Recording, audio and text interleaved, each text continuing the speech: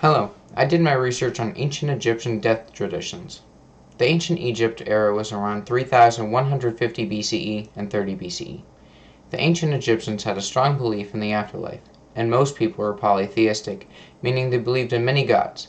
In their religion, the gods that they believed in had control over certain forces in nature, like wind, fertility, or even good health. Polytheism was also very spiritual, especially when it came to the afterlife.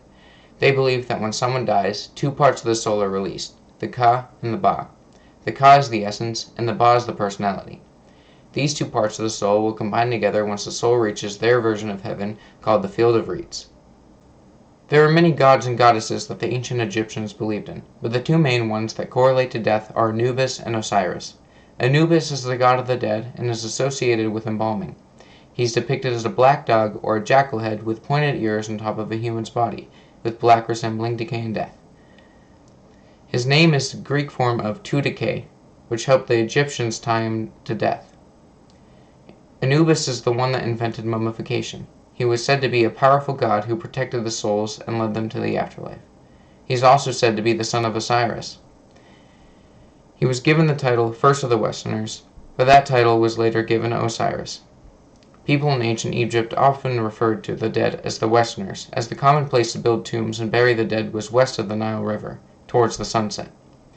Anubis' picture was often put up in tombs to help guide and protect the souls of the dead through the journey of the afterlife, which I will explain later. Osiris is a very important god when it comes to death. Osiris was the god of fertility and the embodiment of the dead. Osiris was important to ancient Egypt's belief on death, because he was both the god of life and the embodiment of death. Osiris was said to be chief judge of the underworld, and a king, being both dead and alive. The ancient Egyptians believed that life continued in the afterlife, as long as the name of the deceased is still remembered. This continued life in the afterlife is not free, however. There is a very extensive journey to get to the Field of Reeds. After death, all of the souls went to a place called the Duat, translating to underworld or afterlife. To get to the Field of Reeds, the souls must travel a very long and challenging journey. Anubis would help the souls travel through the Duat to the Field of Reeds. Once the soul reached the Field of Reeds, the Ka and Ba would form to be the Ak, which is the glorified version of their soul. The soul would have to contend with creatures and gatekeepers to reach Osiris in the Hall of Final Judgment. After the journey is complete, the soul must stand before 42 divine judges and plead innocence to any wrongdoings they have ever done. The souls were said to even have their own book called the Book of the Dead, with words to say to each of their judges, almost like a cheat sheet, that will let them pass even if they weren't innocent. If the soul passes, the next test is to weigh the heart. The heart contains a list of all actions done in the person's lifetime. The heart was weighed against the weight of the goddess's feather. If the heart was heavier than the feather, it was fed to a devourer, and the soul was banished to darkness. If the heart and the feather weighed the same, the soul met Osiris, who then allowed them into the afterlife. If the soul was worried about passing this test, there was a spell that they could recite to prevent their heart from betraying them. The Field of Reeds resembled the earth that they just left. The soul was granted a plot of land that they were in charge of maintaining themselves, or by having little humanoid figures called Shabti do it for them, which they had to be buried with at the funeral. Dead bodies are dealt with by being mummified, or embalmed, then buried. The point of this was to prevent decay, as their religion valued preserving dead bodies in a lifelike manner. This was so effective that a few mummies are still intact today. The process of mummification started with removing all internal organs except for the heart. The mummies would then be covered and filled with salt to be dried out. The body was then wrapped in linen to be prepared for the funeral. This was very important, as the Egyptians believed that if the body was destroyed, the soul would get lost on the journey to the Field of Reeds. Prior to the funeral, people would purchase items before they died to be eligible to go to the afterlife. To be able to go to the Field of Reeds, a person must make preparations prior to death. Expensive coffins, jewelry, shabtis, food, clothing, and furniture were all purchased for the burial.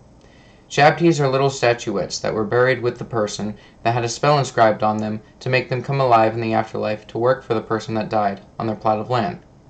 Jewelry was purchased as essentially charms, which they thought brought good health and protection for the journey to the Field of Reeds.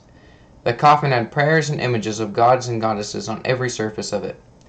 Tombs were built west of the Nile River, where the deceased rest, made out of stone and other strong materials to create what they called houses of eternity.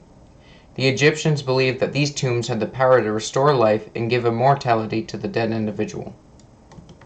The funeral was a very important step to the deceased person in their religion, as it includes the opening of the mouth ceremony. It was also used as a way to brag about wealth.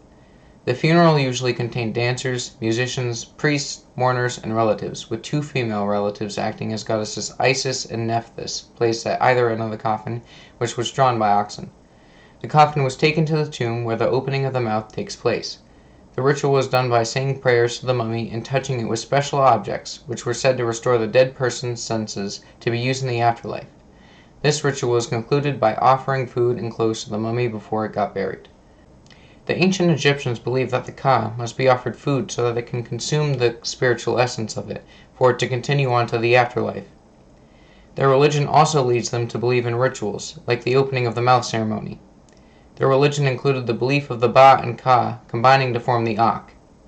Because of the belief of the afterlife, the rituals performed at the burial, like the opening of the mouth, offering food and clothes, touching the body with spiritual items, and the preservation of the body, were all to help the soul through its journey to the field of reeds, and to preserve the Ba and Ka so it can merge to become the Ak.